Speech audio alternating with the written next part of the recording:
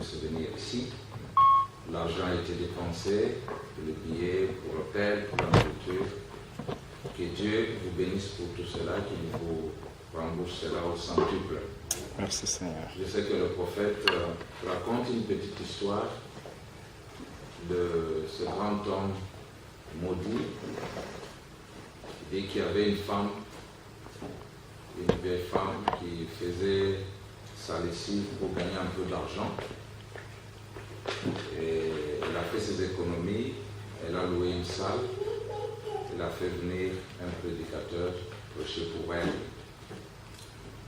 Et cette femme avait fait des tracts qu'elle avait envoyés à tout le monde, mais les gens ne venaient pas. À leur grande surprise, c'est un petit garçon du nom de Moudi qui se présenta. Et l'homme est allé de l'avant, il a prêché son message. Et après, quand il a fait l'appel à l'hôtel, cet enfant a cru. Le frère va me dire, regardez, de cet enfant, des millions d'âmes sont entrées dans la gloire. Le frère va me dire que quand vous amenez une âme à Christ, votre nom est rattaché à son âme durant toute l'éternité. Tout ce qui est fait n'est pas vain. Je crois qu'il y a une grande rétribution. Amen. Que Dieu vous bénisse encore pour cela. Nous allons parler de la parole du Seigneur. Et je crois que le Seigneur nous bénira. Il nous donnera de bons moments. Amen. Nous allons nous tenir debout pour lire la parole. Nous lirons dans Daniel chapitre 12 à partir du verset 1. En ce temps-là, s'élèvera Michael, le grand chef, le défenseur des enfants de ton peuple. Et ce sera une époque de détresse telle qu'il n'y en a point eu de semblable depuis que les nations existent jusqu'à cette époque. En ce temps-là, ceux de ton peuple qui seront trouvés inscrits dans le livre seront sauvés. Plusieurs de ceux qui dorment dans la poussière de la terre se lèveront, les uns pour la vie éternelle et les autres pour l'opprobre, pour la honte éternelle. Ceux qui auront été intelligents brilleront comme la splendeur du ciel, et ceux qui auront enseigné la justice à la multitude brilleront comme les étoiles à toujours et à perpétuité.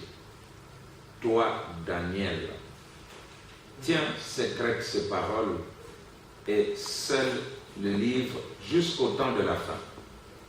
Plusieurs alors le liront et la connaissance augmentera. Amen.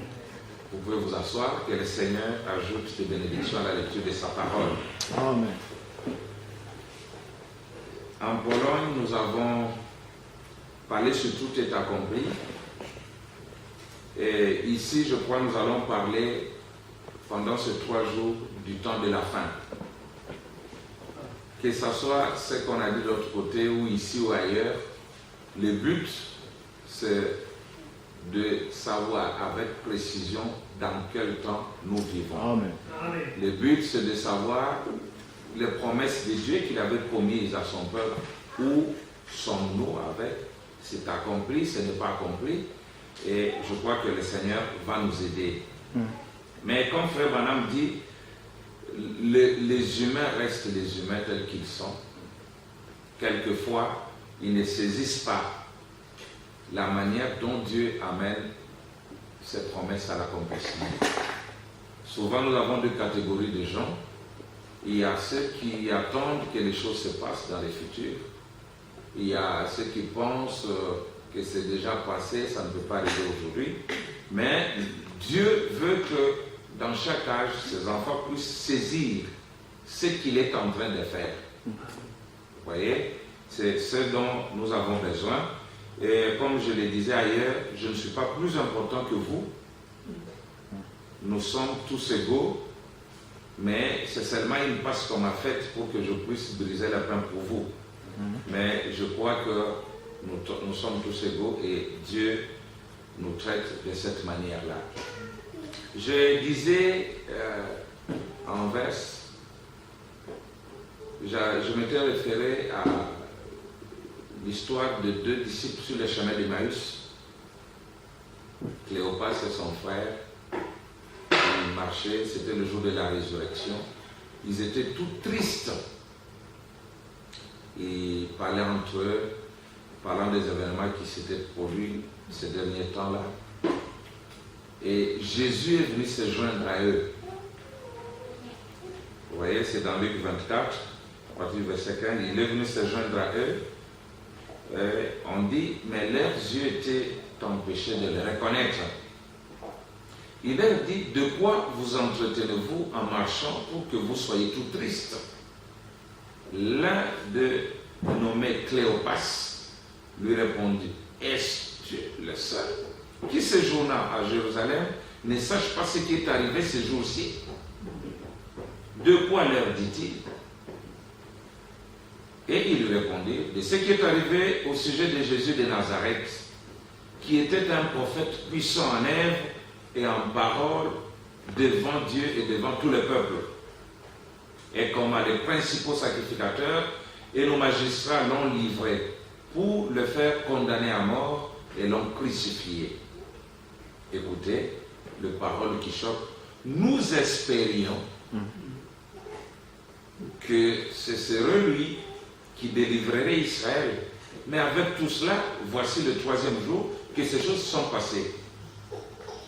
Écoutez encore, il est vrai que quelques femmes d'entre nous nous ont fort étonnés. Amen. S'étant rendues de grand matin au sépulcre et n'ayant point trouvé son corps, elles sont venues dire que des anges leur ont apparu et leur ont annoncé qu'il est vivant.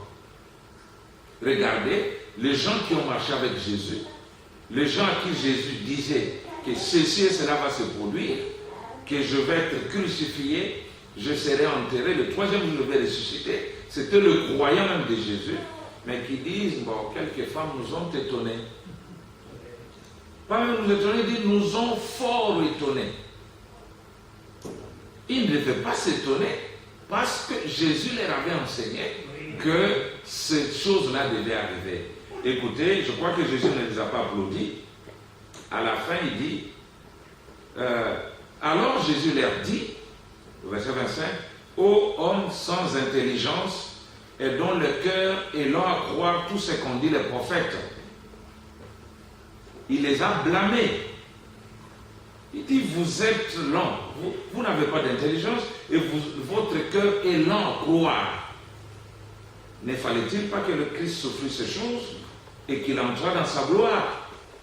Et commença par Moïse et par tous les prophètes, il leur expliqua dans toutes les Écritures ce qui les concernait.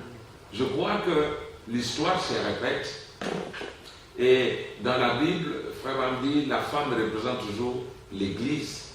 Je crois que Dieu nous a donné une quantité de promesses. Mais parfois nous disons, mais quelques femmes, quelques églises nous étonnent, nous disant que ces choses-là sont accomplies. Et pourtant nous avons été enseignés pour croire que ces choses devaient s'accomplir en notre temps. Amen. Mais Amen. quand certaines églises, certaines femmes, par les disciples disent, non, ces femmes-là nous étonnent. Pas seulement nous étonnent, mais nous étonnent fortement. Nous disons que ces promesses sont accomplies. Nous disons que ces choses-là sont accomplies. Et je crois que tout au long de notre message, moi je n'ai pas de message. Tous nous sommes des répétiteurs de ce que le messager a déjà dit. C'est le messager qui nous dira si ces choses sont à venir ou c'est du passé. Et si le prophète parle, je crois que nous sommes tous dans l'obligation, si nous sommes réellement ceux qui sont connectés à son ministère, de le croire. Alors, dans la parole parlée de la semence originale, la voix de Dieu, partie 1, paragraphe 236, frère Branham dit ceci. Très bien, voyons voir. Allons donc voir ce qu'il en est. Sommes-nous la semence d'Abraham? Genèse 17. Reprenons la Genèse au chapitre 17. Je laisse beaucoup de références de côté, mais il faut que j'en donne quelques-unes ici. En effet, un critiqueur pourrait venir dire « Je ne crois pas ça ». Alors, nous allons simplement fournir quelques références là-dessus pour qu'il l'empêche de dire ça. Vous voyez, très bien. Vous voyez, Frère Branham montre, nous pouvons prêcher ce message sans lire, mais l'esprit au-dedans de nous va confirmer si c'est la vérité ou pas. Mais il dit, un critiqueur peut venir dire, non, c'est pas ça, je ne crois pas ça. Mais il dit, mais pour l'empêcher de dire ça, alors nous donnons des références. Nous allons lire des citations pour que cela soit imputé à William Branham et non à moi, parce que je ne suis qu'un répétiteur. Nous parlerons du temps de la fin. Et ça sera tiré des 70 semaines de Daniel, parce que pendant ce temps-là, quand nous allons préciser le temps de la fin, c'est quel temps précisément, nous verrons les événements qui vont se produire dans ce temps-là, et nous allons poser la question au prophète, qu'en est-il de chaque événement? Et nous saurons où nous en sommes. Cela va nous donner avec précision notre temps, comme il dit ici, dans Reconnaître votre jour et son message, à partir du paragraphe 24. Il dit, maintenant mon sujet de ce matin, c'est reconnaître votre jour et son message. Je crois que c'est tellement important que le prophète de Dieu a voulu nous le dire. Parce que si ce n'était pas important, il n'allait pas insister. Nous avons vu dans la leçon de dimanche passé, nous avons enseigné sur la fête des trompettes. Et je vais attirer votre attention maintenant sur le temps d'Israël, selon l'horloge de Dieu. On va avancer. Quand nous avons l'horloge, c'est pour nous aider à connaître le temps, l'heure qu'il fait. Nous avons des calendriers, c'est pour nous dire quel jour de la semaine nous sommes, quel mois. Si nous n'avons pas ça, même cette réunion ne pouvait pas avoir lieu. Parce que les gens viendraient peut-être à 0 heure. Mais il y a un temps fixé, les cultes peuvent commencer à telle heure. Nous avons intérêt à consulter la montre pour savoir quelle heure il est. Nous avons intérêt à consulter les calendriers pour savoir quel jour il est. Nous avons intérêt à consulter ces choses-là. Sinon, nous serons soit trop en avance, soit en retard. Alors, il dit, nous avons vu dans la leçon du dimanche passé, c'est ce que je venais de dire, nous abordons aujourd'hui une leçon de l'école de dimanche. Je veux que vous preniez conscience que vous reconnaissez le temps où nous vivons.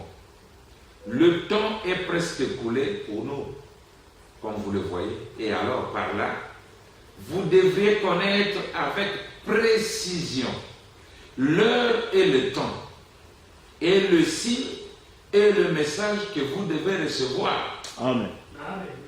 Pourquoi Frère Branham dit, si Jésus était venu avec le message de Noé, ça n'aurait pas marché.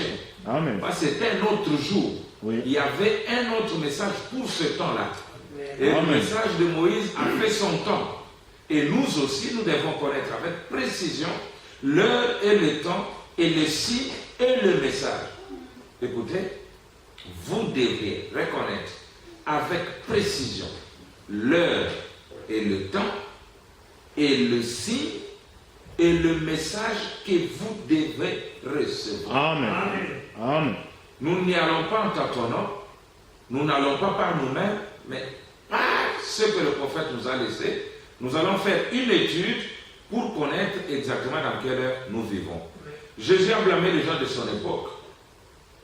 Chaque messager a blâmé les gens de son époque quand il n'était pas capable de reconnaître le temps avec précision. Aucun messager n'a été content. Dans Matthieu 16, 1 à 3, Jésus dit, la Bible dit, les pharisiens et les sadducéens abordèrent Jésus et pour l'éprouver, lui demandèrent de leur faire voir un signe venant du ciel. Jésus leur répondit, le soir, vous dites, il fera beau, car le ciel est rouge, Et le matin, il y aura de l'orage aujourd'hui, car le ciel est d'un rouge sombre. Écoutez, vous savez discerner l'aspect du ciel, et vous ne pouvez pas discerner les signes des temps. Et vous êtes capable de nous dire par la météo qu'il va pleuvoir. Nous le voyons ici, ils nous le disent. Et cela arrive. Il y aura l'orage, il y aura la pluie, il fera chaud, il va neiger. Tout ça, les hommes sont capables de nous le dire. Mais ils ne peuvent pas nous dire les signes du temps dans lesquels nous vivons. Oui. N'est-ce pas, frère? Amen. Alors, voilà. Nous devons savoir, parce que si nous ne le savons pas, nous pouvons être détruits. Les choses peuvent tomber sur nous sans que nous les sachions. Comme il est dit dans Luc, c'est Polydore, comme il nous dit dans Luc 19, à partir du verset 41, Jésus a pleuré littéralement sur Jérusalem. Oui. Il venait, il regarde Jérusalem, il voyait que son temps arrivait à la fin, il allait être crucifié, il regarde Jérusalem, il pleure, littéralement. Et nous allons voir pourquoi il a pleuré. À partir du verset 41, comme il approchait de la ville, Jésus, en la voyant, pleura sur elle et dit, si toi aussi, au moins en ce jour qui t'est donné, tu connaissais les choses qui appartiennent à ta paix. Maintenant, elles sont cachées à tes yeux. Il viendra sur toi des jours où tes ennemis t'environneront de tranchées, t'enfermeront et te serreront de toutes parts. Ils te détruiront, toi et tes enfants au milieu de toi, et ils ne laisseront pas en toi pierre sur pierre. Parce que tu as bu l'alcool? Non. Non. Parce que tu m'as insulté? Non. Non. Il dit, parce que tu n'as pas connu Exact. le temps où tu as été visité. Amen. Il dit, pour cela, tu vas être détruit. Il fallait que tu connaisses le temps. Mais regarde, maintenant, c'est caché à tes yeux. Tu seras détruit. Jésus a pleuré. Mais nous ne voulons pas être détruits, nous voulons connaître avec exactitude Amen. dans quel temps nous vivons. Il vous dit encore dans Reconnaître votre son message, à partir du verset, paragraphe 81, il pose la question à vous, l'auditoire. Il pose la question à moi, le prédicateur. Il pose la question à quiconque est croyant de ce message. Il dit, quelle heure est-il, frère? Quelle heure est-il, prédicateur? Voyez-vous, quelle heure du jour il est? Et le signe sur lequel vous vivez. Amen. Pouvez-vous le comprendre? Le voyez-vous? Il y a des gens qui ratent l'avion parce que leur horloge est mal réglée. Exact. S'ils ratent l'avion, c'est fini. Il y a des avions, quand vous ratez le vol, c'est fini, le billet s'en va. Amen. Amen. Les gens ont raté le vol. Parce que leur horloge était malade. Ouais. Et nous devons veiller si notre horloge indique l'heure exacte. Amen. Il continue. Il dit partout en ce moment, il n'y a pas de réveil. Tout le monde se plaint. Les prédicateurs se lamentent. Je lisais l'un des journaux importants que nous avons ici à l'église. Un très bon journal. Je connaissais le rédacteur en chef et je connais les gens.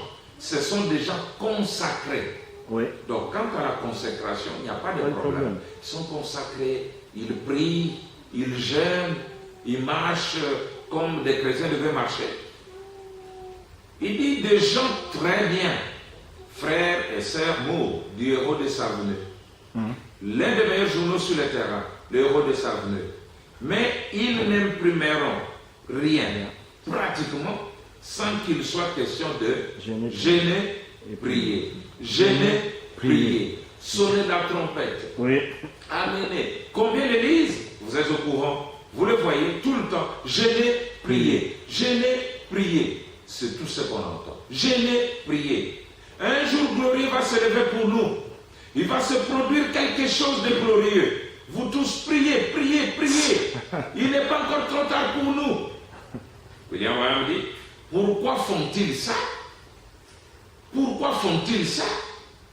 Ils veulent un grand réveil. Ils crient, ils croient qu'il y aura un réveil. Ce sont des bonnes personnes. Pourquoi ça? Qu'est-ce qu'ils ont fait? Ils n'ont pas reconnu le réveil de l'épouse. Amen. Voyez, vu qu'ils sont chrétiens, ils peuvent sentir l'heure qui tire. Oui. Mais ils n'ont pas reconnu ce qui a été accompli. Amen. C'est pour ça qu'ils se sentent comme ça. Ils Ouais. savent que quelque chose doit se produire. Mais Amen. voyez-vous, ils s'attendent à ce que ça vienne très loin dans le futur, alors que c'est déjà arrivé tout près. C'est cela. Amen. C'est ça le problème. Jésus va venir, Amen. ceci va venir. Mais dans l'homme, selon sa nature, il projette toujours au futur. Amen.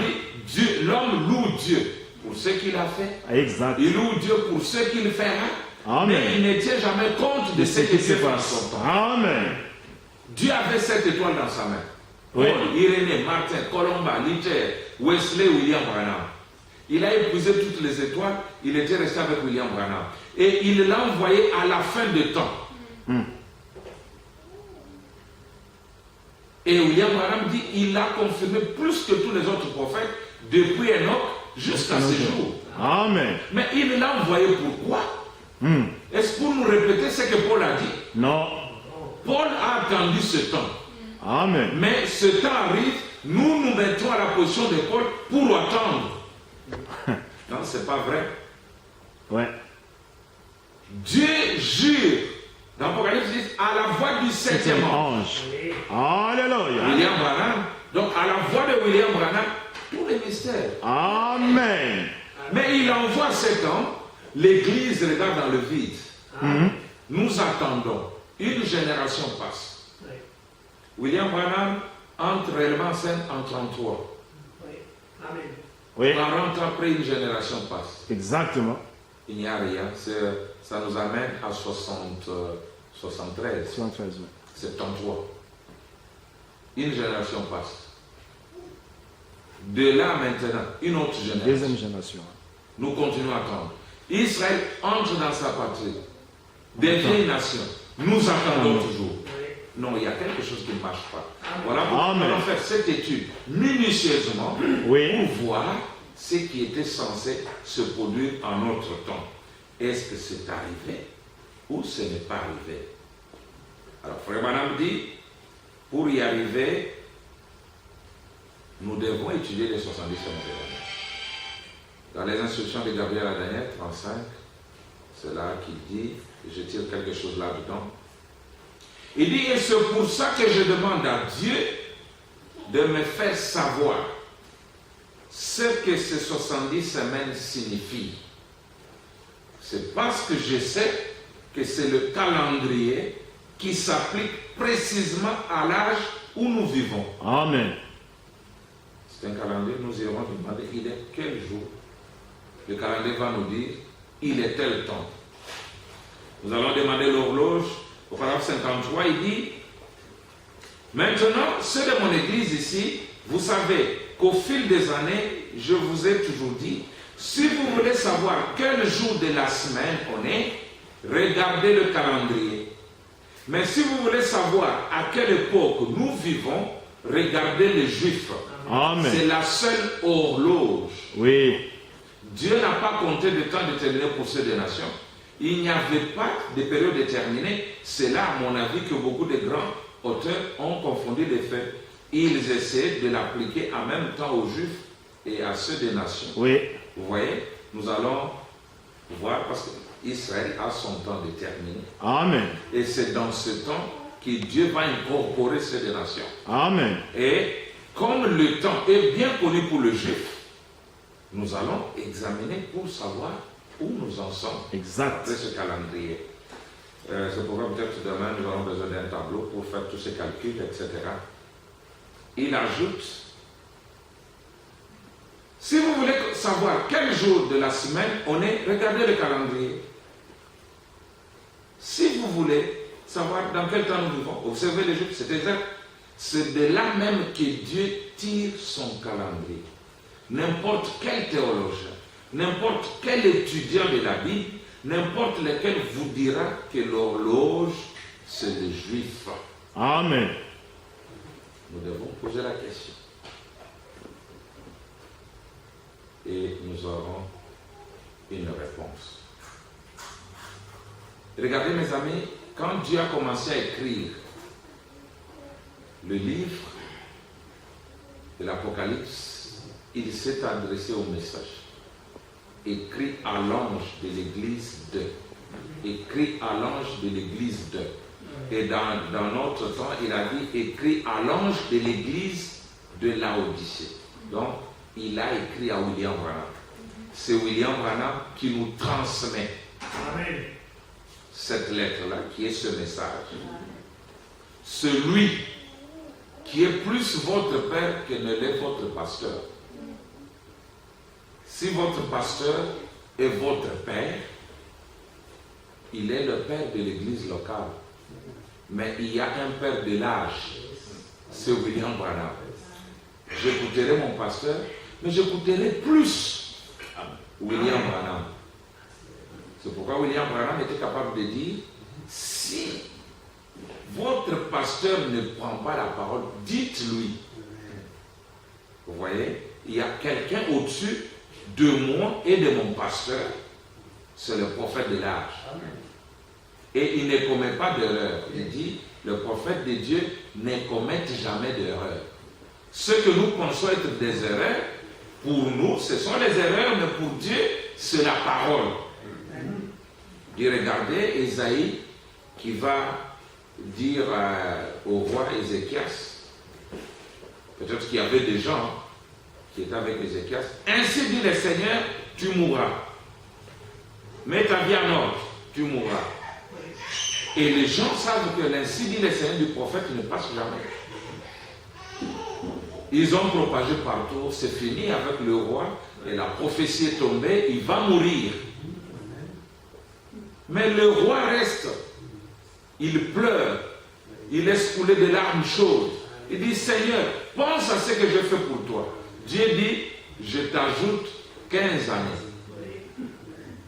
Il dit encore à son prophète, retourne.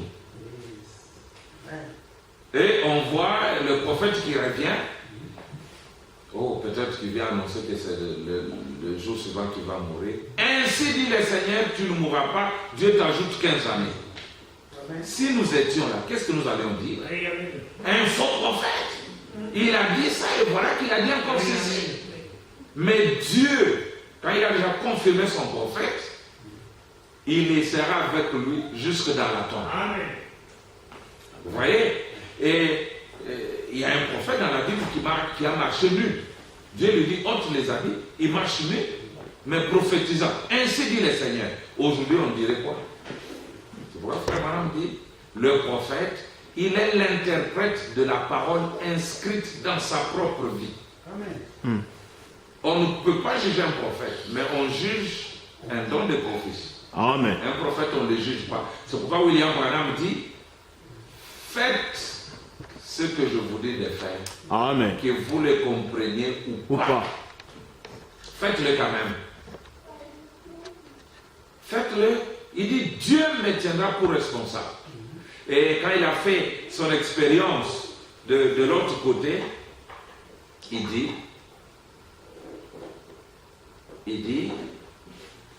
oh, il ne viendra pas premièrement vers moi ou vers vous, mon frère. Il va d'abord vers vous. Nous devions aussi nous poser la question, il n'est pas là, et qu'en est-il de cette parole? Alors, il dit, comme je voulais vous montrer qu'il est plus père, il est plus père pour vous que nous le sommes, nous les pasteurs. Il dit dans les rêves de Satan, qu'est-ce qui se serait passé à partir du paragraphe 80? Qu'est-ce qui serait passé si votre père vous disait que vous soyez un fils loyal de votre père et qu'il vous dise, mon fils, ne va pas te baigner dans cette eau parce qu'il y a des alligators dans cette eau, donc de chaussures de crocodile, tout ça, et qu'un individu se présente après et vous dise, Sûrement qu'une belle eau comme celle-là, il n'y a pas d'alligator là-dedans. Il pose la question maintenant. Qui allez-vous écouter? Qui entre les deux? Il dit, si vous êtes un vrai fils, vous allez écouter votre papa. Frère Branham donne 2 coups sur la chair. Et pour un vrai fils ou une vraie fille de Dieu, c'est la parole de Dieu qui passe avant tout. Peu importe ce que n'importe qui d'autre peut en dire. Pour eux, c'est la parole de Dieu qui passe avant tout. Il y a du poison dans la coupe et ils le croient. Quand le Père dit, n'allez pas là-bas, si vous êtes un véritable fils, n'allez pas. Et retournez dans l'expérience des enfants de Réchabites. Ils avaient leur père qui leur avait dit de ne jamais prendre du vin. Mais Dieu envoie le prophète Jérémie. Avec un ainsi dit le Seigneur. Ainsi dit le Seigneur, prenez du vin et buvez. Ils ont dit, pas question. Nous, on ne boit pas parce que notre Père nous avait dit de ne pas boire. Ils ont résisté à l'ainsi dit le Seigneur de Dieu. Et après, Dieu le félicite. Il dit, c'est un exemple. Regardez ce que les Réchabites ont fait. Ils ont écouté leur père. Mais toi, Israël, tu ne veux pas écouter ma voix. C'est la même chose. Nous avons eu le temps comme celui de Paul, où Paul disait, suivez-moi. Paul n'a pas dit suivez Christ. Il a dit, suivez-moi comme moi je suis Christ. Et Branham le répète dans l'absolu, suivez-moi comme je suis Christ. C'est ça l'absolu. Ce n'est pas ma parole qui est l'absolu, ce n'est pas la vôtre, mais c'est ce message qui est l'absolu. Peu importe ce que je peux dire, si ce n'est pas la parole, vous avez le droit de prendre ça et jeter. Mais tant que c'est votre Père qui le dit, vous avez le droit de le croire. Voilà, c'est ça. Et nous allons voir autre chose, ce sont des jalons que nous sommes en train de placer. Et Frère Branham dit quelque chose.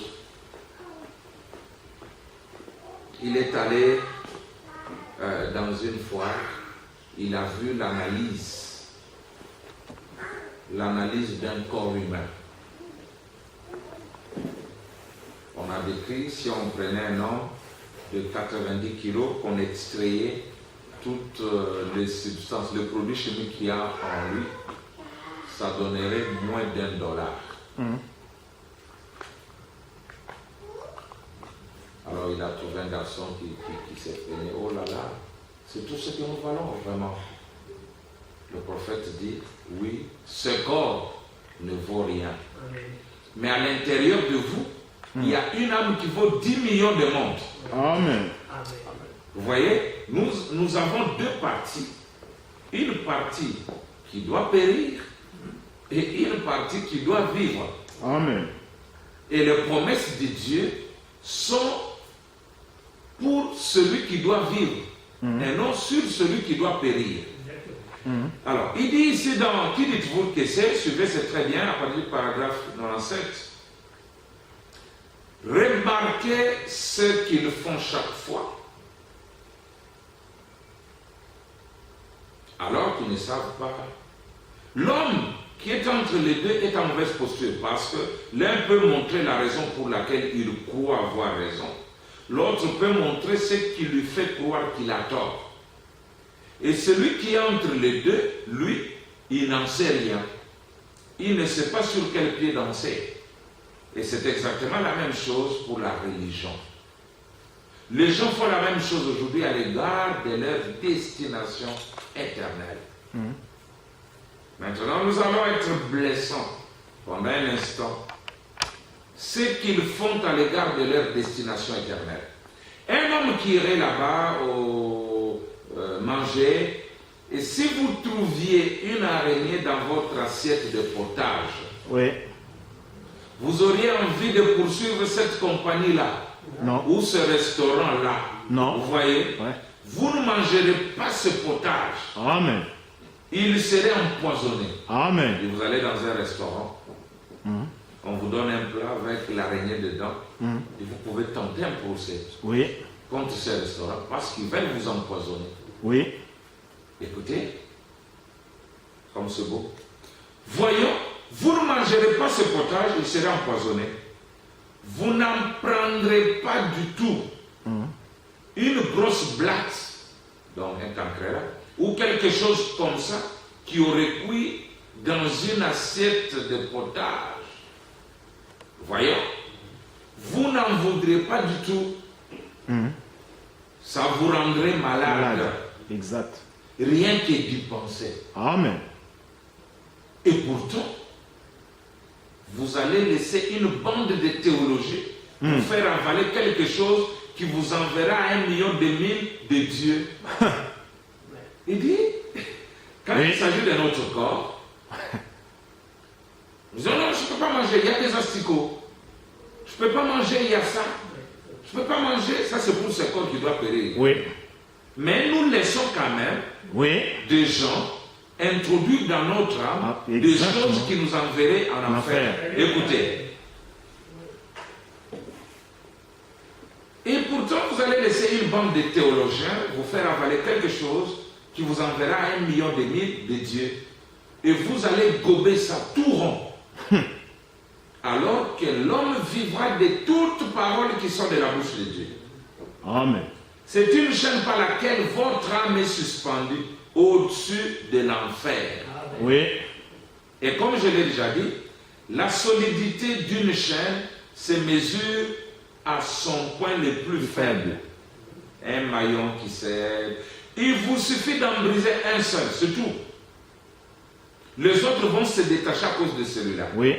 La solidité ne se mesure qu'à son maillon le plus faible. Maintenant, et une personne qui sait que de manger cette soupe qui contient une araignée venimeuse, ça vous rendrait probablement malade. Vous seriez obligé d'aller à l'hôpital et de subir un lavage d'estomac et toutes sortes d'ennuis. Oui. Et ça pourrait très bien vous tuer. Mais voyons, vous n'irez plus jamais dans un endroit pareil. Non. Vous ne voudriez plus jamais y remettre les pieds. Ça c'est vrai. Parce que vous aurez peur de vous faire empoisonner et d'en mourir. Exactement.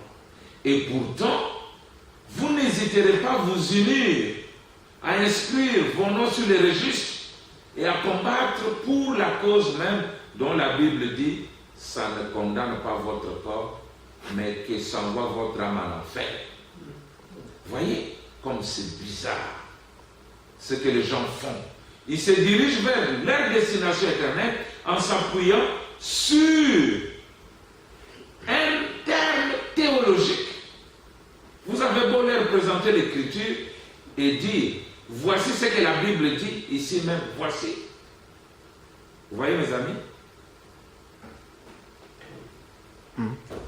Il est là. Le corps qui ne vaut rien, il prend soin. Nous allons bientôt lire, frère Branham dit, si nous prenons ce qu'il y a sur notre corps, ce que nous mettons sur $1, la veste là, elle coûte combien? La montre additionnée, la paire de chaussures, la cravate, chemise, tout ça, c'est beaucoup d'argent sur $1. On prend soin.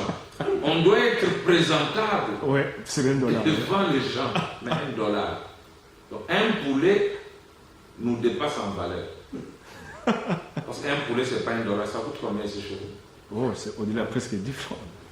10 francs, c'est combien de dollars? Oh, c'est presque $12. Voilà. Et, mais, écoutez ça. Israël dans sa patrie. Je dis ces choses, ça va nous aider dans les prochaines réunions. Ah, merci Seigneur. Parce qu'avec ça, nous verrons lequel d'entre nous intéresse plus Dieu. Oui. Est-ce l'intérieur ou l'extérieur? Que dira Paul? C'est une maison. Et qu'est-ce qu'il y a dans la maison? Nous verrons tout ça. Ouais. Parce que Jésus dit, je viendrai comme un voleur dans la nuit. Quand un voleur vient, il ne vient pas dérober toute la maison. Pas du tout. Il perce la maison, il prend les biens essentiels de la maison. Donc c'est important ceci. Alors, à partir du paragraphe 5, il dit, il n'y a pas longtemps, j'étais dans une musée au Tunis. J'ai regardé différentes choses et j'ai vu l'analyse d'un corps humain, d'un homme qui pèserait 50 livres, donc à peu près 70 kilos. Vous savez combien il vaut? 84 cents d'éléments chimiques.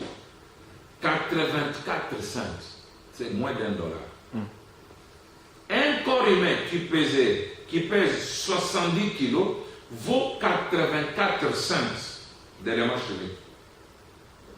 Juste à peu près assez de calcium pour en faire quelque chose et assez de blanc de chaud pour asperger un nid de poule, et ainsi de suite comme cela. Tout ce que vous avez eu là n'est qu'une toute petite chose, 84 cents. Mais vous vous mettrez un manteau de fourrure d'une centaine de dollars autour de ces 84 cents.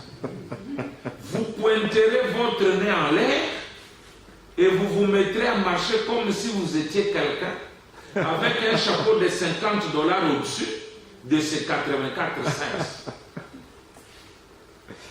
Il y avait un garçon qui se tenait là, qui disait, disons, nous ne valons pas grand-chose, n'est-ce pas Georges? Je me suis retourné et j'ai dit, mais mon ami, ton corps ne vaut pas grand-chose. Oui. Mais tu as une âme qui vaut 10 millions de monde. Amen. Qu'en est-il de ça? Il montrait ses muscles, combien il était fort. J'ai dit, qu'en est-il de ça? L'homme aime se vanter de ce qu'il est. Oui. Ça c'est juste. Nous verrons que nous avons déplacé l'accent. Oui. Au lieu que l'accent soit placé sur l'homme qui doit vivre avec Dieu, Amen. mais nous plaçons notre accent sur l'homme qui doit périr. Oui. Amen. Et ça nous embrouille. Exactement. Ça fait que nous ne pouvons plus croire les promesses de Dieu. Amen. Nous pouvons insister sur la guérison divine de notre corps au lieu d'insister sur la guérison de l'âme. Oui. Tout ça est important. Écoutez ça. Oh là là. Apocalypse, livre des symboles, paragraphe 55. Je prends quelque chose là au milieu pour qu'on aille vite. Il dit, mais lorsque le Saint-Esprit vient dans un cœur. Yes. D'accord? Amen. Aussitôt, il devient alors un être double. Double. Amen. L'un de la terre pour mourir. Mourir. C'est lequel? C'est les 10 millions? Non, les 84 cents. 84 cents. C'est qui? 84 cents. Il dit, vous devenez un double, un de la terre pour mourir et l'autre du ciel pour vivre. Amen. C'est pourquoi les gens n'ont pas compris ce mystère même avec Frère Branham. Il y a des gens qui veulent être mieux, plus que Frère Branham, qui pensent qu'ils vont laisser les 84 cents entrer au ciel. Pas du tout. C'est diabolique. Nous allons bientôt lire. Frère Branham dit, ce corps n'a pas la vie éternelle. Amen. Non, messieurs. Il n'a pas la vie éternelle. Amen. L'un doit vivre au ciel, l'autre doit périr. Oui. Frère Branham était sur le lit. Il a mis ses mains derrière la tête. Il s'est vu partir. Celui qui était sous le lit, c'était les 84 cents. Exactement. Mais les 10 millions étaient de l'autre côté. Amen. Merci Il Seigneur. n'était pas un esprit. Il n'était pas un nuage. Non. C'était un Branham vrai. Alors il dit, Amen. Dans son corps, il est toujours sujet à la mort. Oui. Mais dans son âme, Amen. il est passé de la mort à À la la vie. vie. Alléluia. C'est ce qu'il est. Il n'a pas la vie éternelle. Nous allons voir ce qu'il est après. Frère Branham dirait que c'est un hybride qui est né de l'union de Satan et Ève. C'est juste. Amen. La chair. Amen. Question-réponse sur les Hébreux, partie 2, paragraphe 457, il dit ceci. Oui. Permettez-moi de dire ceci. Vous ne m'avez jamais vu. Exact. Vous ne m'avez jamais vu de toute votre vie. Alléluia. Et vous ne me verrez jamais. Jamais. C'est juste. Nous connaissons personne sur la chair. Amen. Il dit, vous voyez, ce corps, c'est ce corps qui identifie cette personne qui se trouve ici à l'intérieur. Amen. Maintenant, écoutez ça. Ce corps-ci n'a pas la vie éternelle. Pas du tout. Mais l'esprit a la vie éternelle. Amen. Ce corps retournera à la terre.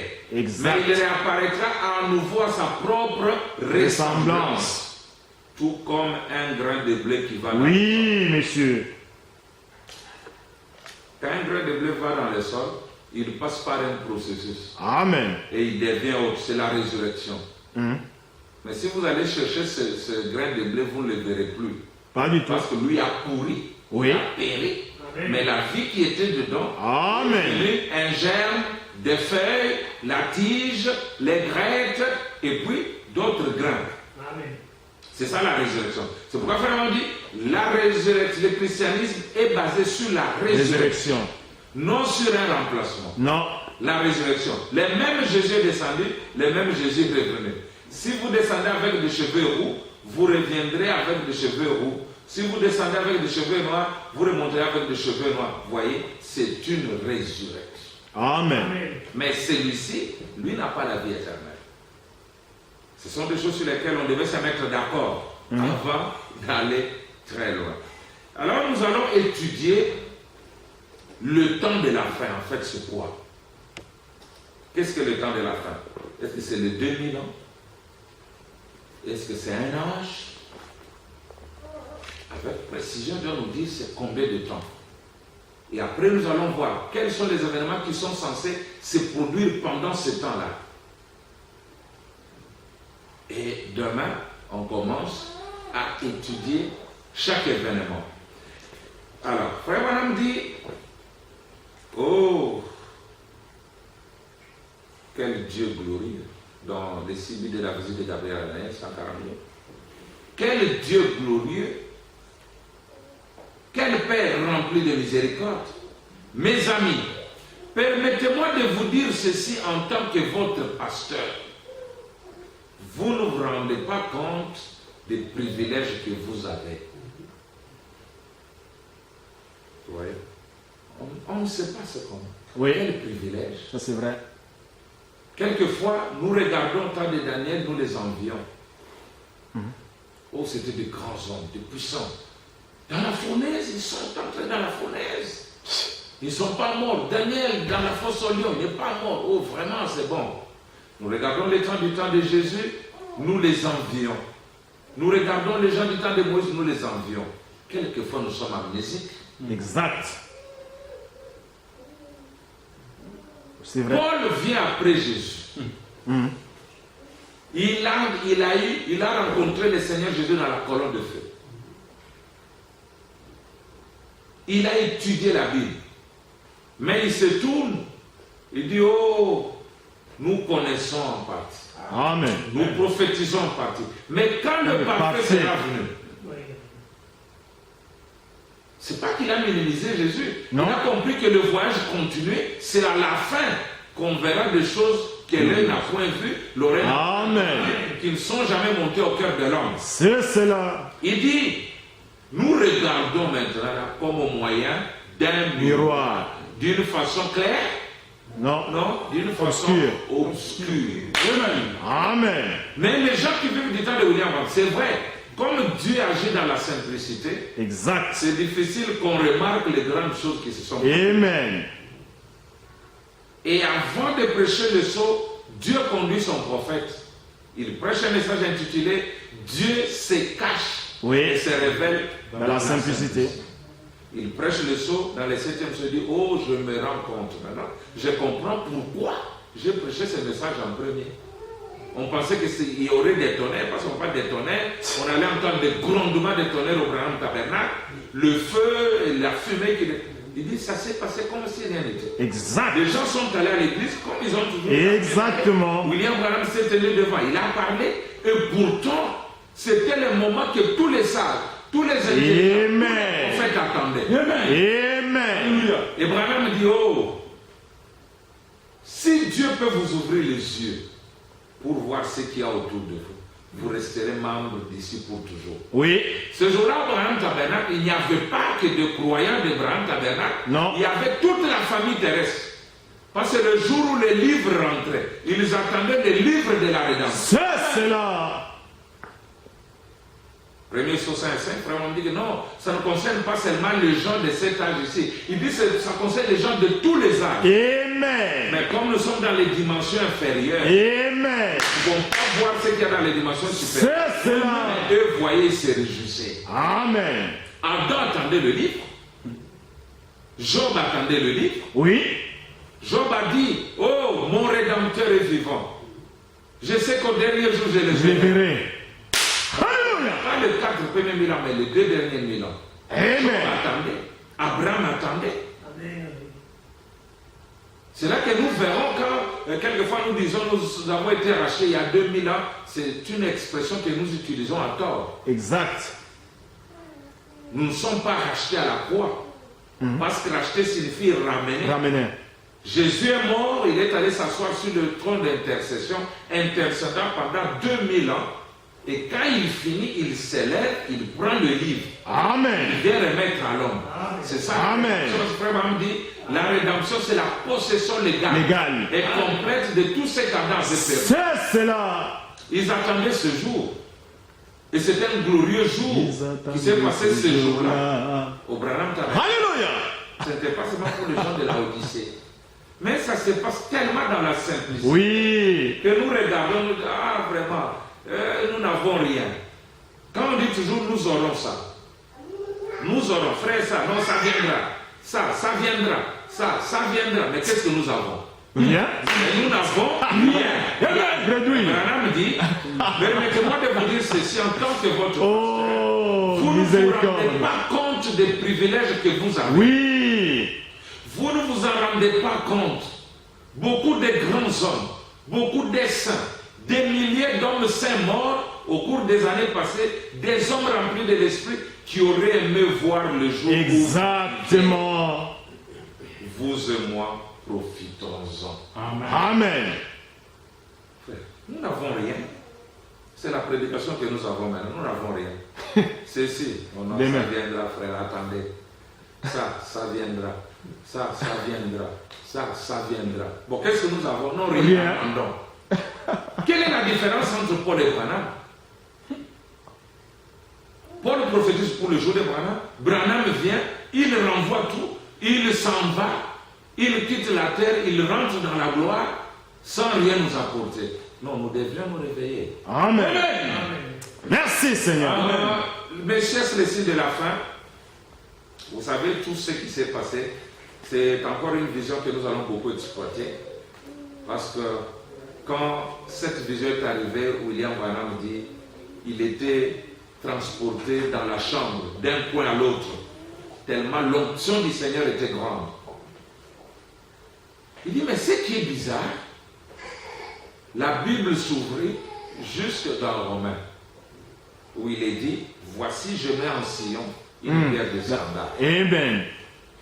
Il fait le Seigneur, si c'est ça que ça s'ouvre encore, ça s'ouvre, il lisait ça. Et nous verrons qu'est-ce que Sion, quelle est la pierre que Dieu a mise là-dedans. Oui. Parce qu'on dit, le libérateur de Sion viendra, le libérateur d'Israël viendra de Sion. Et qu'est-ce que... Amen. Donc Dieu a compris tout ça. Amen. Mais nous projetons toujours. Alors il dit ceci, 418. Ma prière est celle-ci. Ô Dieu, si c'est ainsi, je ne sais pas. Seigneur, je disais simplement cela à l'Église. Si c'est ainsi, Seigneur, prépare mon cœur. Prépare-nous, Seigneur, pour cette grandeur. Amen. Que durant toute l'histoire du temps, tous les prophètes et tous les sages ont attendu. Oui. Branham annonce la venue de la nuée, les 7 anges. Il montre que cet événement-là, toute l'histoire du temps, les gens attendaient. Amen. Ils attendaient. Tous les prophètes, pas une partie des prophètes. Non. Il dit, durant toute, il dit, prépare-nous Seigneur pour cette grande heure. Ce n'est pas une petite heure, une grande heure. Que durant toute l'histoire du temps, Demandez l'histoire. tous les Consultez le prophètes, temps. tous les prophètes et les sages ont attendu. Quel prophète n'a pas attendu notre temps? Quel sage n'a pas attendu notre temps? Mais qu'est-ce que nos yeux naturels ont vu? Rien. Bien. Rien du tout. Et pourtant, des grandes choses se sont passées. Amen. Oh là là. Merci Seigneur. Alors, nous allons voir ce temps de la fin et les choses qui sont censées arriver pendant ce temps. Le Seigneur va nous aider. Maintenant, dans les instructions de Gabriel à Daniel, paragraphe 71, 71, il dit, d'Apocalypse 6.1 jusqu'à Apocalypse 19.21, suivez. Demain, nous aurons le tableau. Oui, je vais demander. Voilà. Il dit d'Apocalypse 6.1 jusqu'à Apocalypse 19.21, c'est relié aux 70 semaines Amen. de Daniel. Donc, toute cette partie-là, jusqu'à Apocalypse 19, nous sommes déjà dans les 70 semaines de Daniel qui ne sont que les semaines juives. C'est pourquoi nous devons nous arrêter et expliquer ça avant d'aller plus loin. Pourquoi Branham? Pourquoi nous devons nous arrêter pour exploiter ça?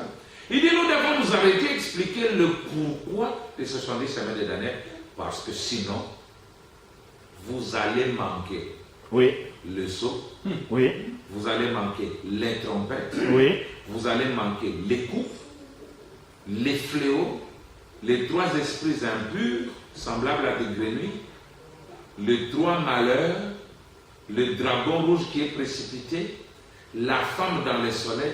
Vous allez manquer tout ça, sinon, parce que c'est en plein dans cette 70e semaine que ça arrive. Amen. C'est là que ça arrive. Amen. Donc nous allons dessiner ce tableau toutes les semaines. Nous voyons et chacun sortira ici avec une idée du temps dans lequel nous vivons. Il dit vous allez manquer tout ça si vous ne faites pas attention à ceci. Vous devez d'abord comprendre ça. Maintenant, qu'est-ce que le temps de la fin? Le message du temps de la fin. Le message du temps de la fin. Mais le temps de la fin, c'est quel temps? Branham répond, dis-nous qu'est-ce que le temps de la fin. Les 6 buts de la visite de Gabriel à Daniel. Merci Père. Paragraphe 106. Nous avons dit au début pourquoi nous lisons. Qui retient encore? Pourquoi nous lisons?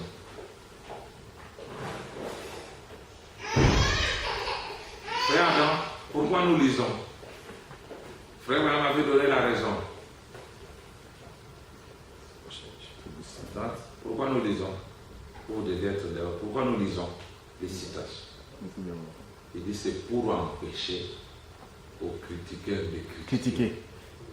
Parce que là nous disons, frère Branham a dit.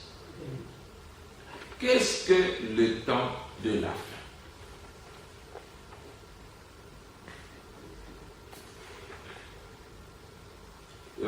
Pour aller vite, je peux prendre le paragraphe 114-115. 108, parce que notre lecture c'était Daniel. Il a dit seul le livre jusqu'au temps de la fin. Plusieurs liront le livre et la connaissance augmentera. Ce n'est pas que la connaissance diminuera, la connaissance va augmenter. Il dit, qu'est-ce qu'il a fait? Il répète, qu'est-ce? Oh, alléluia! Est-ce que mon auditoire le voit? Et toi, Daniel, cache les paroles et scelle le livre jusqu'au temps de la fin. Qu'est-ce? Oh, alléluia! Est-ce que mon auditoire le voit? Cette révélation de Jésus-Christ et de sa puissance, de sa venue, du temps de la fin, elle a été scellée jusqu'à maintenant. Amen. C'est ça qu'il est venu faire. C'est caché aux érudits. Ce n'est pas étonnant qu'il cherche à placer ce seulement là, dire que ça correspond à pas de prophète et à tout ça dans le passé, ça ne tient pas debout. Mais la vision, cette vision-ci, la vision là de Daniel, elle a été scellée jusqu'à maintenant. Et c'est pour ça que je prends par la foi que Dieu va révéler ces 70 semaines. Amen. Scelle-le. Il a dit jusqu'au temps de la fin. Cache ces paroles et ce livre et scelle le livre jusqu'au temps de la fin. Qu'est-ce qu'il a fait? Écoutez, parce que ce que nous allons voir maintenant va aussi entrer là. Pour sceller la vision et la prophétie. Daniel avait prophétisé ces choses. Parce que quand l'ange vient, il lui dit, il y a 6 buts qui vont arriver. Expier l'iniquité, etc., etc., etc. Nous allons voir que ça va arriver au même moment-là. Daniel avait prophétisé ces choses. Il les avait vues en vision. Et l'ange est descendu pour sceller la vision et pour sceller la prophétie. Ils peuvent la lire, mais ils ne peuvent pas la comprendre jusqu'au temps de la fin. Écoutez maintenant. Le temps de la fin. Le temps de la fin, qu'est-ce que c'est? Il répond, la fin de la 70e semaine. Au moment où le prince, cet antichrist sera révélé, à ce moment-là, se proclamant lui-même Dieu. Comment savons-nous que ce serait jusqu'à ce moment? Daniel vient de déterminer ceci, que c'est le dernier chapitre de Daniel. Donc quand on parle du temps de la fin, on voit la dernière moitié. La fin de la 70e semaine de Daniel. Je sais que si les gens n'ont pas encore été enseignés là-dessus, mais demain nous prendrons le temps pour briefer les 70 semaines de Daniel, ce que Dieu a fait, qu'est-ce qui a été déjà fait, qu'est-ce qui restait. Et maintenant vous allez comprendre la fin de la 70e semaine de Daniel. Alors, quand nous connaissons maintenant notre temps, nous connaissons le temps de la fin, alors nous savons ce qui en est des âges. Amen. Parce que la dernière moitié de la semaine vient après le temps de nation. Amen. Dieu donne le temps aux Juifs. Vers la fin de leur dernière semaine, la semaine est coupée. Il crucifie le Messie. Et Dieu ouvre une brèche des âges de l'Église. Amen. Et quand le temps sera terminé, Dieu prend de nouveau leur moitié qui était restée et il leur accorde. Amen. C'est juste. C'est là qu'il y a toutes ces choses. Les sauts vont arriver dans ce temps-là.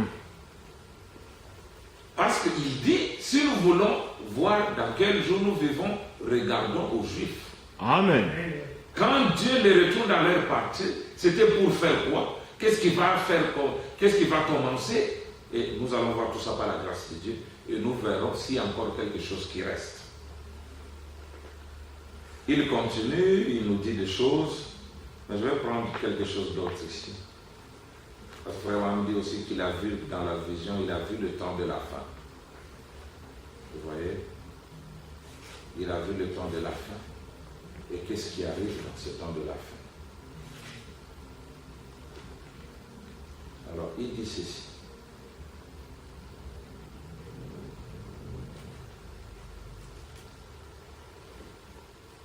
Vous y êtes? Nous y sommes.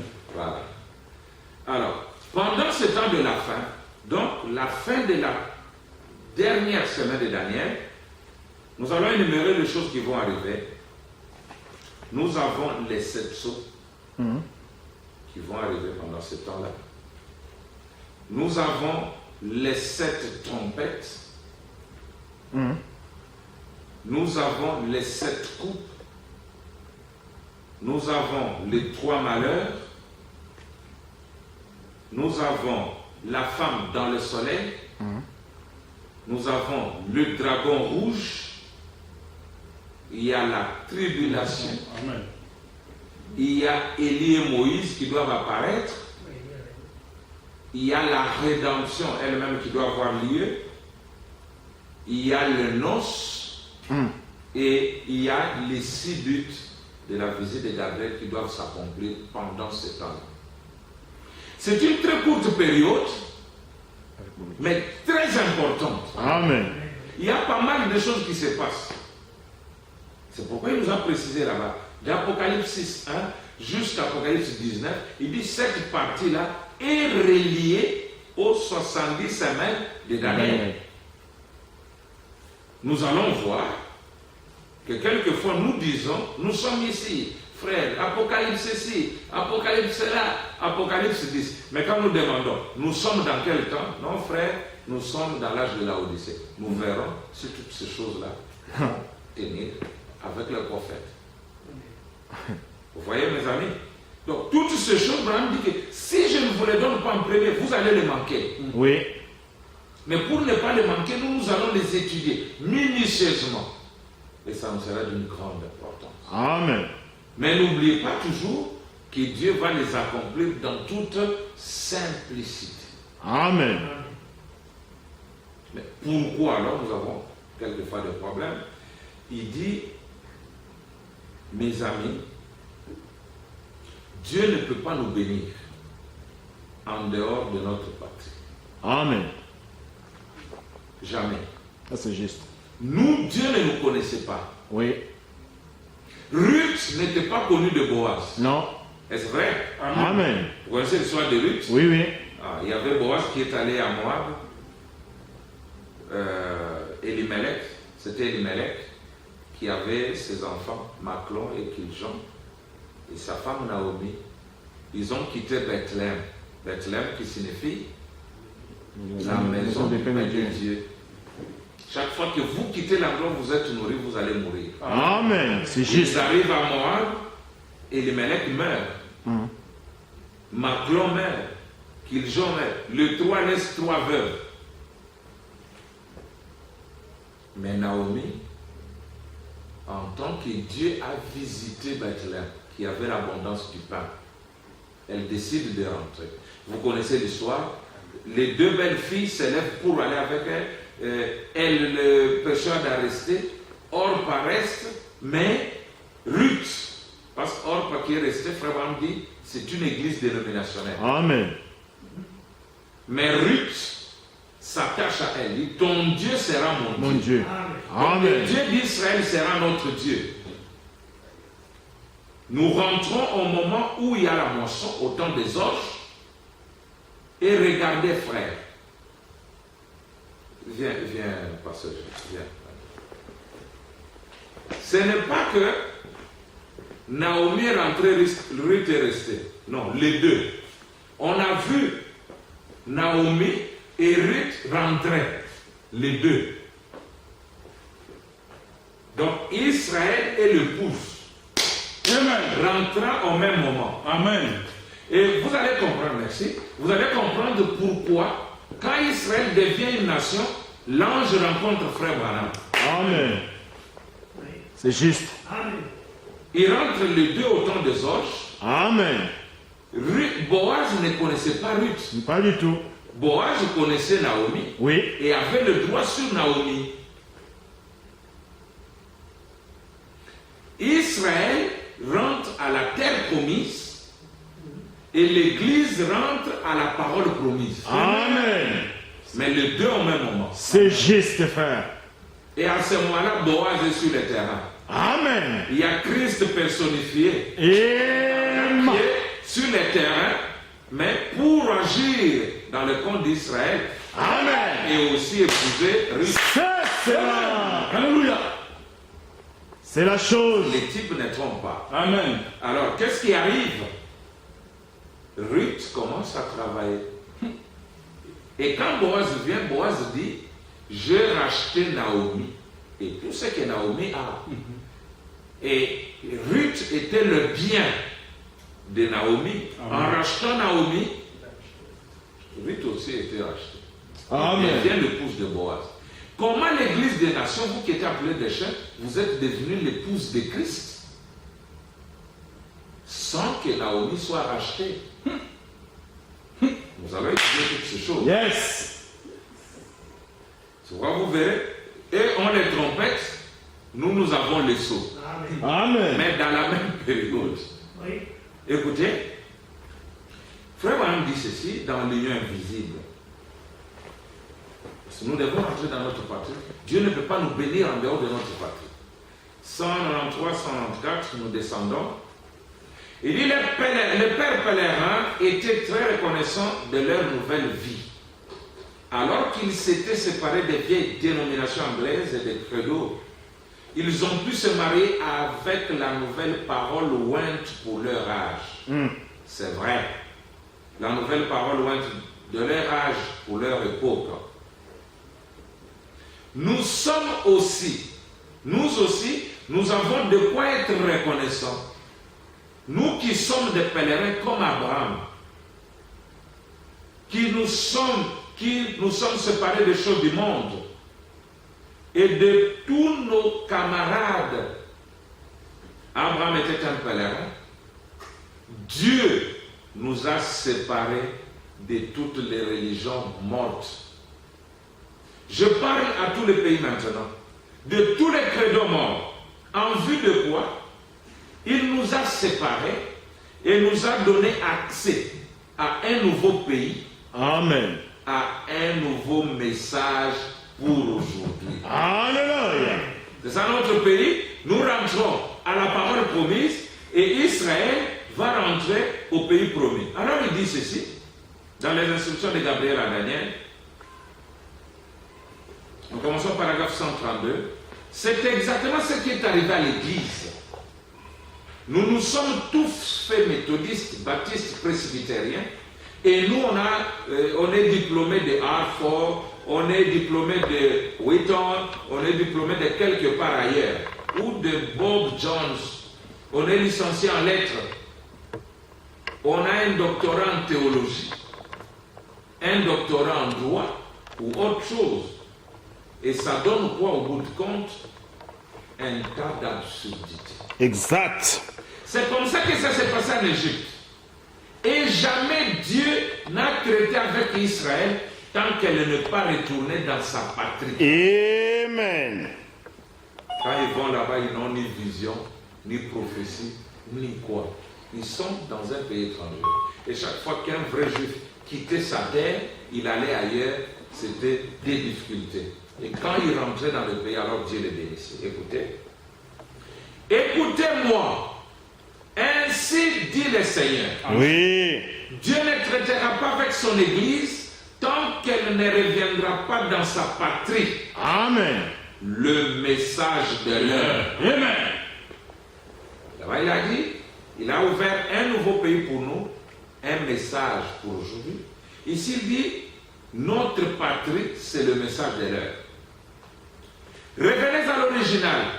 Écoutez ce qui est important. Laissez tomber vos idées. Un problème des idées.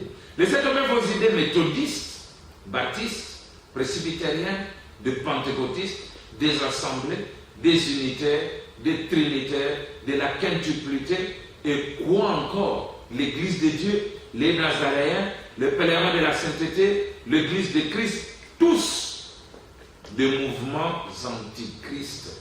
Et je me rends bien compte que ceci va partout dans le monde. Tous dans l'erreur, tous du diable. Oh là là, Il y a des hommes saints dans chacun d'eux. Il y a des gens saints dans chacun de ces mouvements. Mais l'organisation elle-même n'est pas de Dieu. Et Dieu ne la bénira jamais. Jamais. Amen. Il ne l'a jamais fait. Quand une église tombe, c'est fini. Amen. Quand une église tombe dans la dénomination, frère Bam dit, regardez dans l'histoire. Où est-ce qu'une église est devenue une dénomination et s'est relevée? Jamais. Jamais. Ça ne peut pas se faire. Quand une église tombe dans la dénomination, l'unique chose que Dieu fait, il va dehors, il appelle ses enfants à sortir. Amen. Il sort de l'idée. Amen. Maintenant, le problème, c'est quoi? Les idées. Frère, on dit sortez, quittez les idées. Laissez tomber les idées. Amen. Quand on dit ciel, les idées pentecôtistes, voyez le plateforme qui est là. Yes, sir. Ça sont les idées que nous avons des pentecôtistes. Amen. Amen. Frère, on dit nous ne pouvons pas voir ces idées-là parce que eux, là, ils sont tous du diable. Oui. Loba. Ils sont des mouvements antichrist. Quand on dit il y a un ciel, comme Frère Branham le dit dans, je crois, l'enlèvement ou un message quelque part, quand le premier astronaute est allé dans les airs, à son retour, qui l'ont entouré? Les prédicateurs. Le prédicateur. Il dit, monsieur, as-tu vu Dieu là-bas? Il dit, quoi? Laissez-moi le lire. Laissez-moi le lire. Il dit, quoi? Dieu? Il n'y a rien qui ressemble à Dieu là-bas. Non? Il n'y en a pas. Ça sont les idées. Ce sont les idées baptistes, mais ce ne sont pas les idées du message. Non.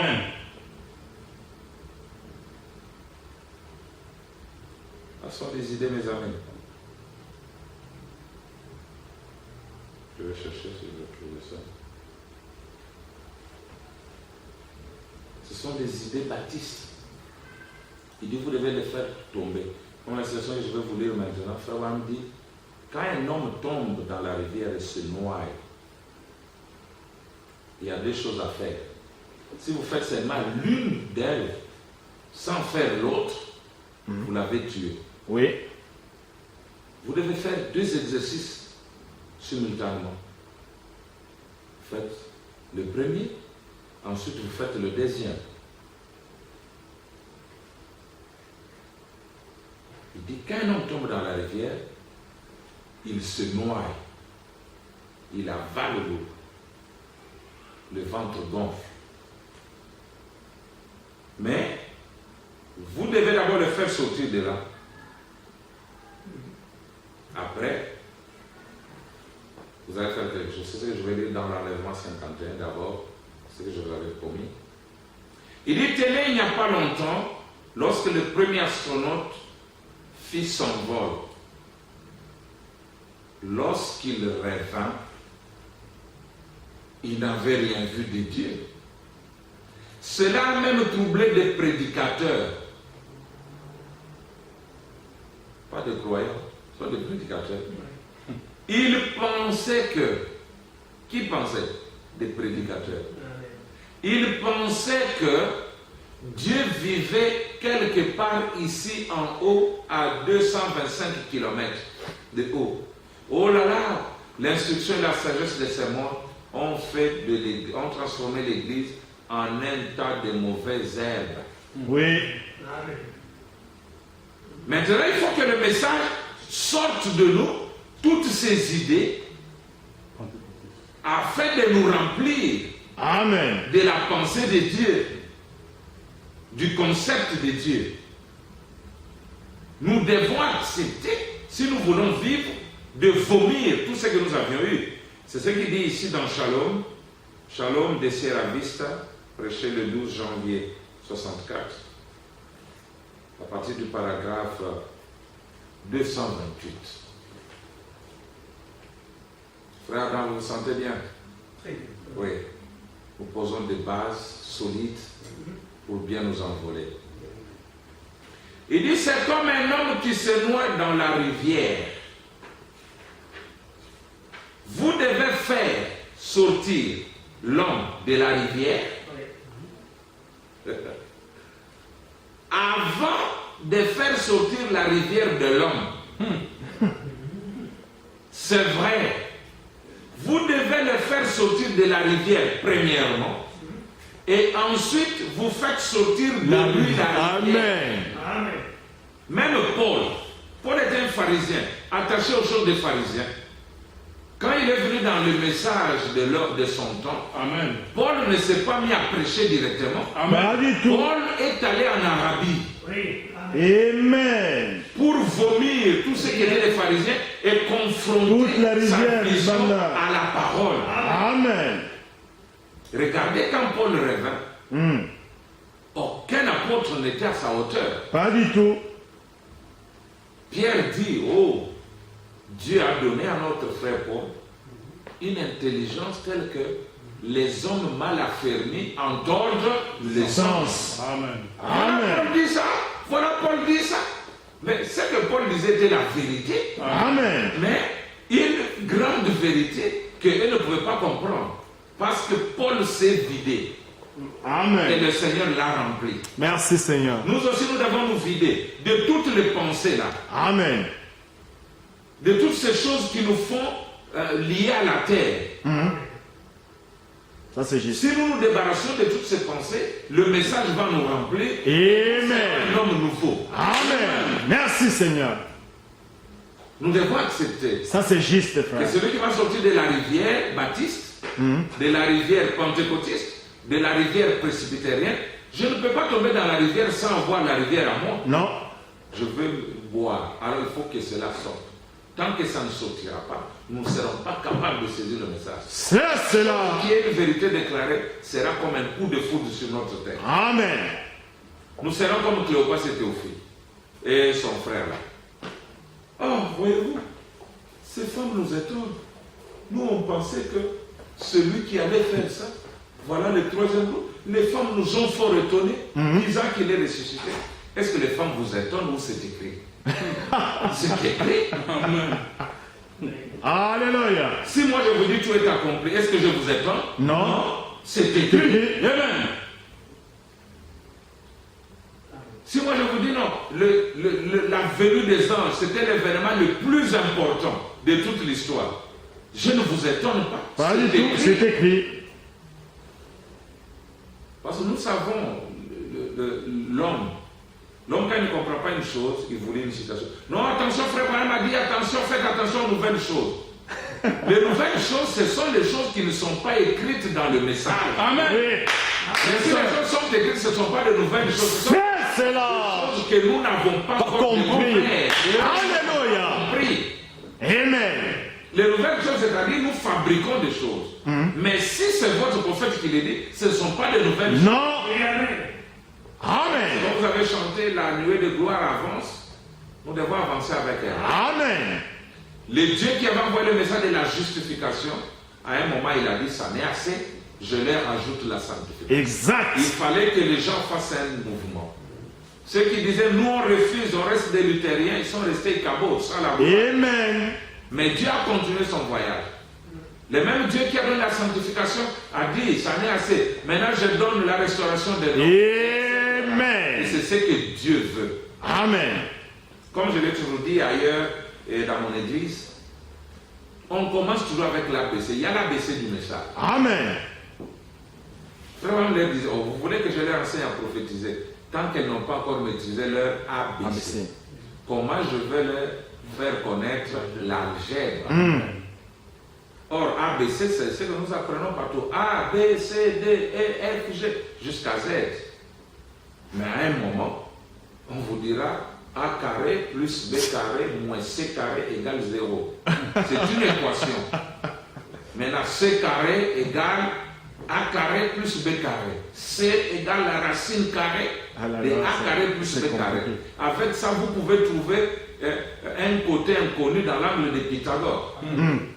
Et la parole, c'est la même chose. C'est cela. Les rudiments, les choses de l'enfance. Mais quand nous grandissons, même dans la vie, nous avons fait disparaître les choses qui sont de l'enfance. C'est cela.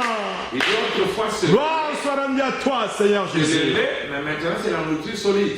Jésus connaît qui a le lait, la nourriture solide. Amen. Il a dit Pierre, même M'aimes-tu plus que les autres? Paie mes agneaux.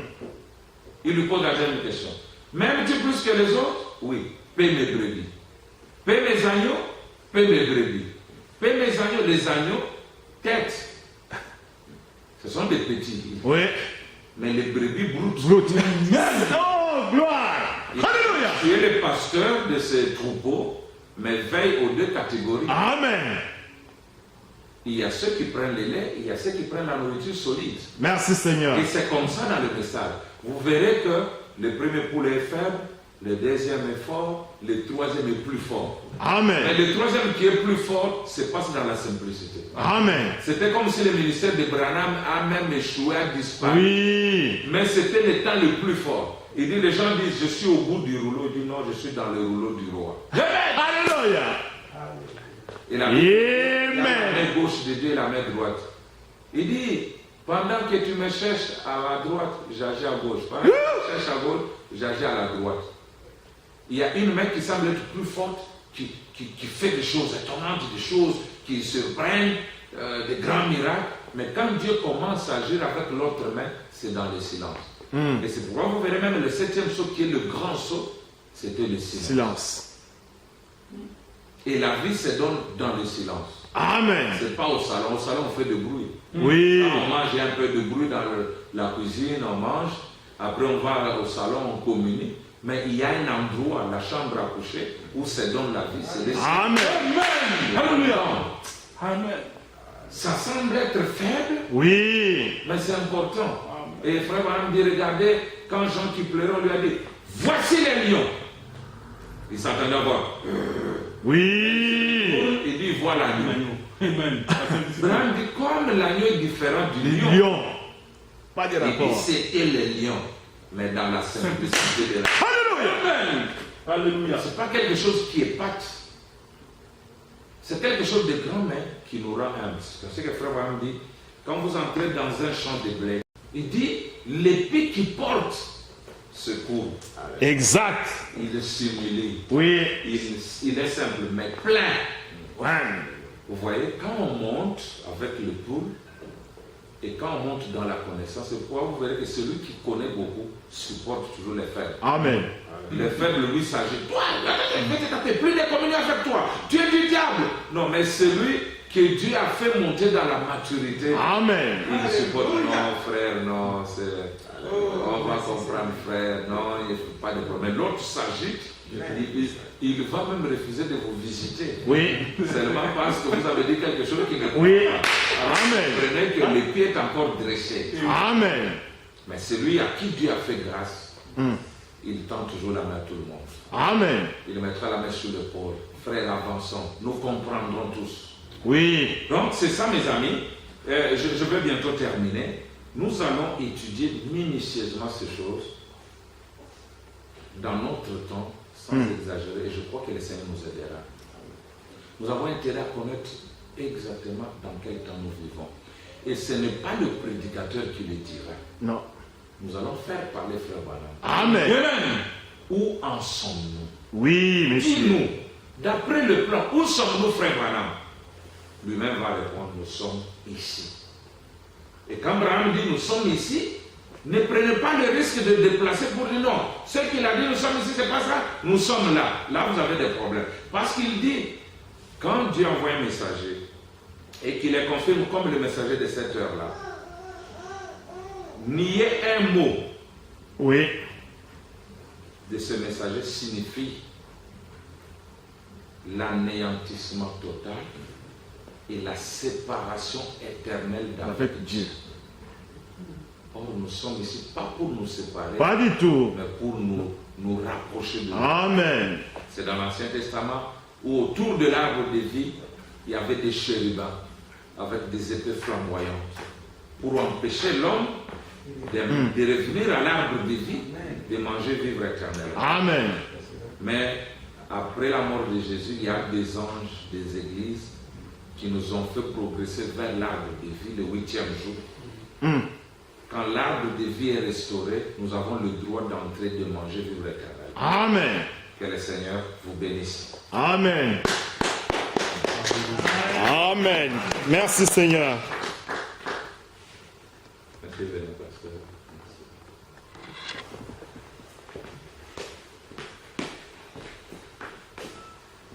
On va chanter le petit chant, là.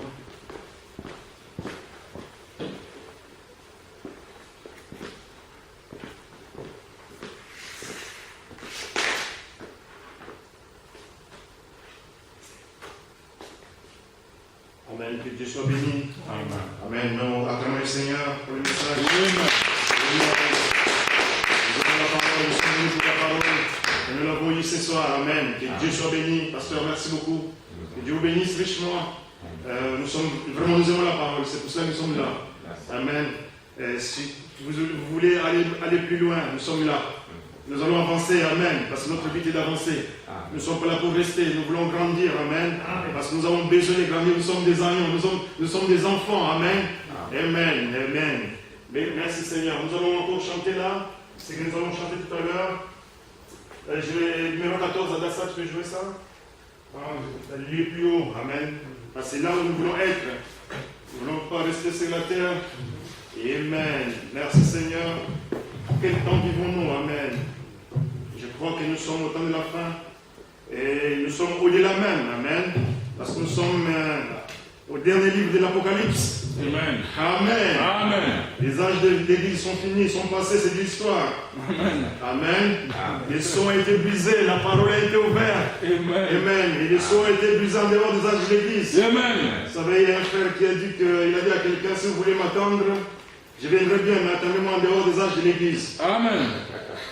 Parce que les âges de l'Église sont passés. Amen. Les poules se rencontrent au-delà. Amen. Et nous allons monter, amen, le lieu plus haut.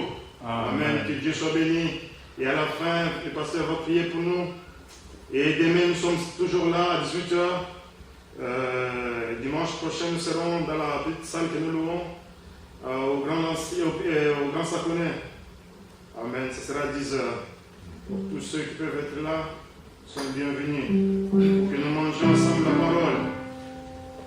J'aime presser la route des ciels, nouvelle route. Chaque jour je gagne sur mon chemin. J'ai fait toujours grâce à Seigneur au lieu.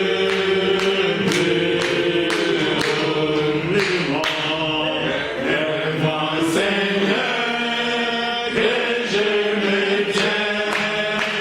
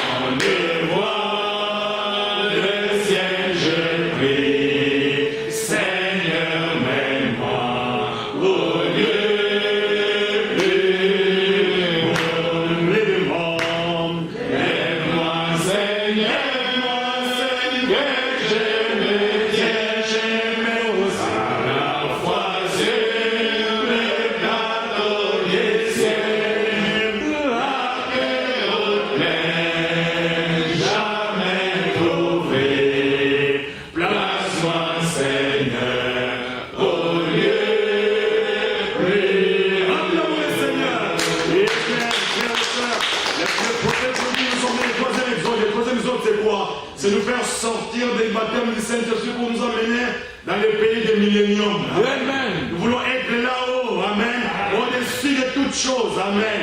Oh, le frère Branham dit que si nous voulons éviter la tribulation, nous devons creuser la parole. Amen. Nous devons étudier la parole. Nous devons sonder les Écritures. Amen. Pour éviter la tribulation. Amen. Oh, que Dieu soit béni. Nous avons encore le temps. Chante encore un petit chant là. Amen. Oh, nous sommes très contents pour de la parole. Amen. Que Dieu soit béni. Merci, pasteur Capé.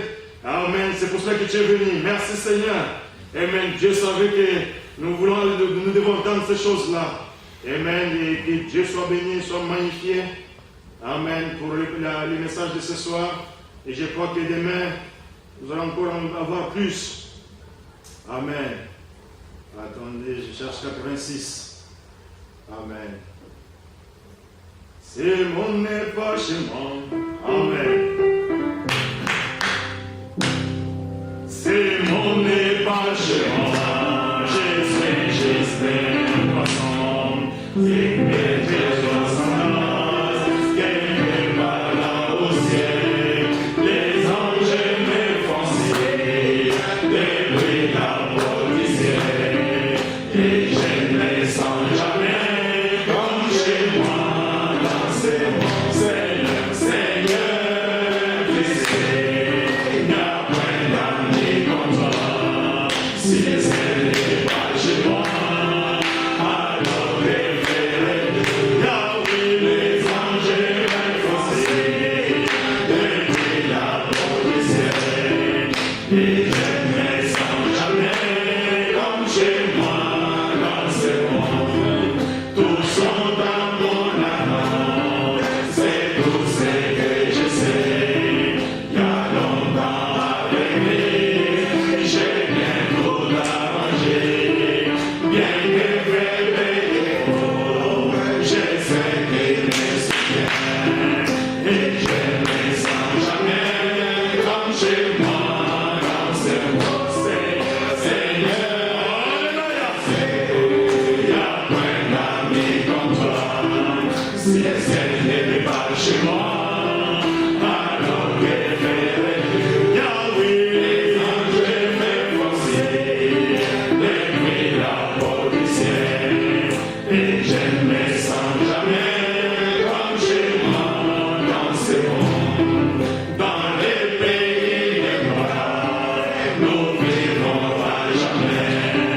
Mais nous goûter les saints, des victoires dans les champs, de la plus douce louange qui monte depuis le ciel.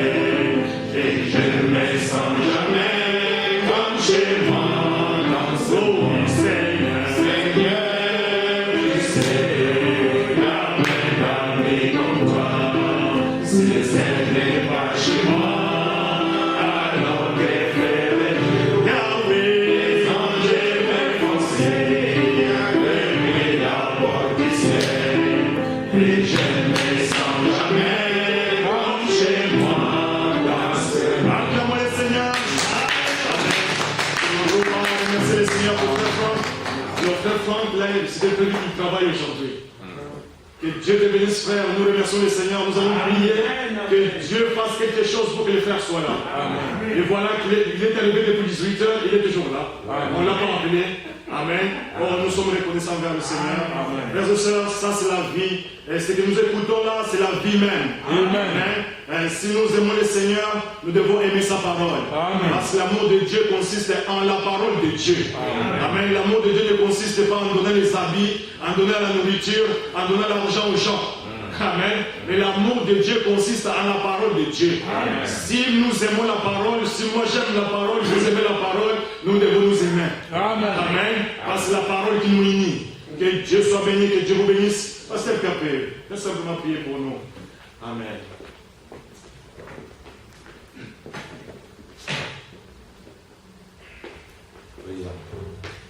Seigneur notre Dieu, il est écrit qu'il est doux et agréable pour les frères de demeurer ensemble. Car c'est là que tu fais descendre les bénédictions en abondance. Amen. C'est comme l'huile qui est versée sur la tête d'Aaron, qui descend sur sa barbe jusqu'au pan de ses robes. Et Seigneur, c'est comme la rosée de l'Hermon qui se projette sur les collines de Sion.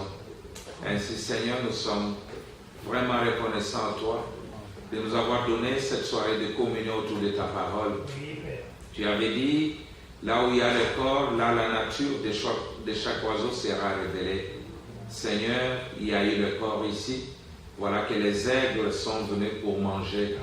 Oh Dieu Tout-Puissant, je te prie de nous déverser des bénédictions spéciales. Seigneur, tu nous as prédestinés à ces choses. Avant qu'il y ait un monde, tu connaissais notre nombre et le temps que nous ferions ici et les paroles qui seraient prononcées. Et tu savais aussi quel est le lot de bénédictions que tu nous as réservé. C'est pourquoi je te prie de bénir chacun de nous, de bénir cette Église, Père, de faire qu'il puisse toujours aller de l'avant, entrant dans les promesses de Dieu. Oh Dieu, démontrons ce que Dieu a accompli pour notre temps. Seigneur Jésus, nous savons que tu es le seul qui est aux commandes. Tu avais dit, quand tu n'emploieras plus les étoiles, toi-même tu descendras pour nous donner le message d'encouragement. Nous croyons, Seigneur, que tu es en train de nous encourager maintenant, alors que la rédemption est finie et que le livre est dans la main de l'homme, lui qui l'avait perdu. Nous te rendons grâce, Seigneur. Nous croyons que tu seras avec nous, que tu vas encore nous donner de bons moments demain et après-demain, et que tu vas, Seigneur, faire brûler nos cœurs pour que nous puissions réellement recevoir ta parole. Nous te remettons notre chemin de retour. Puisses-tu aller avec nous, Seigneur, jusqu'à ce que nous nous le voyions encore. Bénis les dîmes et les offrandes de tes enfants. Bénis le projet qu'il y a dans nos cœurs. Et laisse, Seigneur, que nous puissions être toujours agréables, parce que nous le demandons ainsi dans le nom de Jésus-Christ. Amen. Amen.